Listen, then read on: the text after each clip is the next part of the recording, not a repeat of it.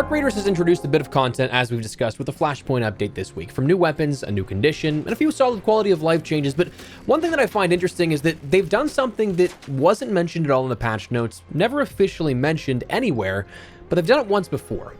Teasing new content in plain sight. Today we're taking a look at how Embark has already planted the first seed of the Riven Tides update at the end of this month, right in front of us with a Flashpoint update, and what we can take away from that. So drop your thoughts as we go along, drop a like if you enjoy the video, and hey, if you'd like to stay up to date with all things Arc Raiders, consider subscribing. I'd love to have you in the community, but for now, let's get into it. So first, let's take a flashback to the first time that Embark did this, the Shrouded Sky update at the end of February. Of course, this update came along with a hurricane map condition and a few things here and there. But additionally, we got a bit of a teaser as to what was coming with this update that we just had of Flashpoint, even though we didn't know it just yet. During the then new hurricane map condition, players got a glimpse at certain times during the match in the hurricane of some cloaked Arc. This is something that we saw all the way back in the very early days of the tech test last year in the training area, where they'd fly overhead way off in the distance, but as ambient Arc. You never actually got to see them, and it was something that really wasn't mentioned at all. Like I think the search results for whenever I was looking for evidence talking about this way back with the Shrouded Sky update, I think the searches were legitimately like that day of the UFO style Arc, and then legitimately 9-10 months before that was the last search ping of something that related to that. So when we saw this UFO style Arc, naturally speculation followed. Since then, it appears that it has become the Vaporizers. That was something that was in cloaked mode, but with the marketing and the official reveals, they said the storm hid something back amidst that hurricane. So these archetypes are making their way to us under the cover of the storm. When you consider a live service game, I think this kind of stuff is always cool to see. However, the devs decide to put that kind of stuff in, little Easter eggs for those with the keen eye, but not anything that takes focus off of the stuff they're actually marketing in the new content. That stuff I think is pretty cool. So it kind of seems like we see this now once again with a Flashpoint update, maybe establishing a pattern of events of what's upcoming, which in my opinion would be incredibly cool. As a millennial growing up with like Pixar movies, I always think back to how they'd hide a teaser for their next movie somewhere in that current movie. This kind of feels like in the same vein. Obviously not the first time we've seen something like this happen, but if a pattern persists, I think it's pretty cool. Now this new teaser from the Flashpoint update comes from the map selection menu. With the new update, not only one can you set and see a destination as the party leader or as just a regular party member, but you also have the ability to hit play and kind of go through there. So there's this additional second step you have to do, but when you select that map, this new updated map UI showcases a southwestern portion of that overall map board with a few post-it notes added on there since we last saw this. Now these, if you zoom in, you can end up seeing that there's a handful of different messages on each of them. One is a card for what seems like a declaration of goods to enter a port. There's a post-it note that says ration of goods, access. My Italian is going to be so bad on this, but Chiave della Grista, which translates to crane operator's key. Hotel is beachfront with multiple question marks. Sei un hotel, which is there is a hotel. Residential supplies, cleaning supplies, and chemical components. Then an Italian phrase that Google Translate failed me on the copy and paste here, this one, but it seems like it says in translation, the landscape in the photo is warped with that one from here, with a picture associated with it that's likely what's being referenced, although it's too low res to really see anything other than what would be a small silhouette. Then there's a connection of a do not disturb sign for the Hotel Panorama Azzurro and a hotel key for room 204.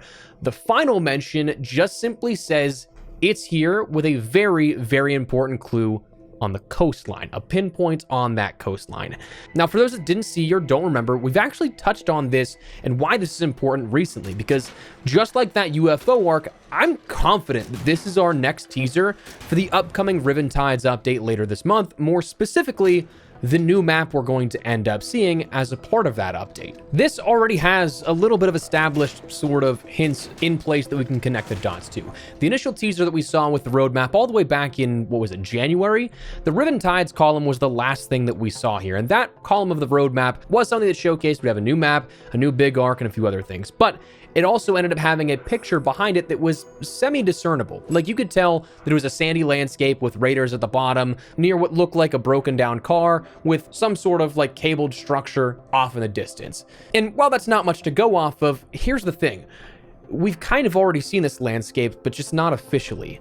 Again, calling back to a discussion we've had recently, and art director at Embark, Esbjorn Nord, did the concept art for multiple different DICE projects, upwards of then going in to Embark with the finals, and then did stuff with Arc Raiders, of course, before jumping back over, if I'm not mistaken, to the finals, where he's currently working on. But he set up the background, the concepting of the worlds that we'd come to see and have yet to see with Arc Raiders. There's things like the earliest concepts of Spaceport, renditions of Buried City, scaling for Blue Gate, and everything like that. It's really fascinating, but here's the thing. There's a couple of landscapes we've never seen before. And this one, that stronghold on the water we've talked about before, a sprawling urban environment fortified against the elements and perhaps even the Ark, or maybe so was the plan and lore, but didn't quite happen.